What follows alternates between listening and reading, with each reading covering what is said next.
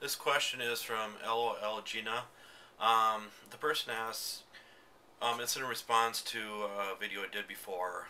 Is working on a large massage client, so what kind of things would you do in that kind of instance?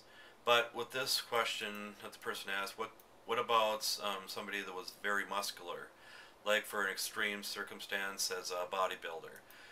With that, when you're working with somebody that's that muscular, sometimes it takes a little bit more pressure to get down to the level that you really need to sometimes. So it's a really good idea to lower the table a little bit too. So also with people that are bigger, that are more obese, it's better to lower the table, so it helps with that. But with somebody that's more muscular, you're going to have to lower the table too. And people that are really muscular, like bodybuilders, the problem with them is their muscles are, a lot of their muscles are actual scar tissue. Because what they do is constantly when they're working out and pumping iron and everything else, a lot of times they're tearing their muscles to make them bigger. So there's a lot of scar tissue built up, so they tend to need a lot more like cross fiber friction to help give more movement. Have you ever seen a really big bodybuilder, especially in the shoulder region? See how much they've actually moved their neck, so it's like that's all they can move, just because there's so much scar tissue built up that there's not any movement in their neck area. So, but what they say is people that are injured, you typically don't need more than 10 pounds of pressure. And how you gauge that is you put a scale on a table, so a wooden table, or you can put it on the floor too. But you test it out with your thumb, then you can test it out with your knuckle, you can test it out with your elbow, your forearm, see how much pressure you can actually give then.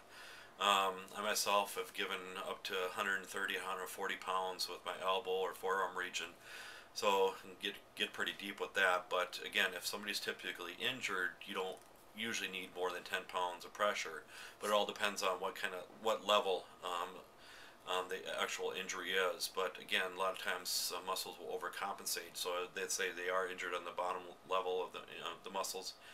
You're going to have to access the other ones too and relax those before you can get to that level too, so you're going to relax all those first.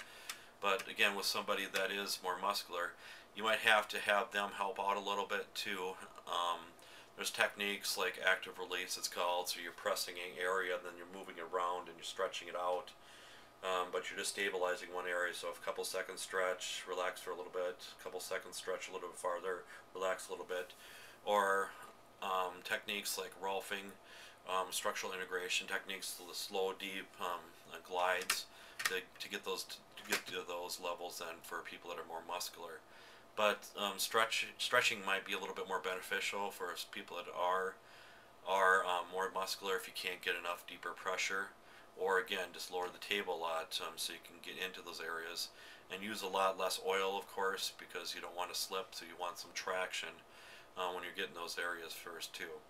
So that's my advice with working on somebody that's more like a bodybuilder, but it is really nice to work on a bodybuilder because you can feel the muscles a little bit more on those type of people then. So leave your comments in the section below that people have worked with bodybuilders and those type of people then. Thank you.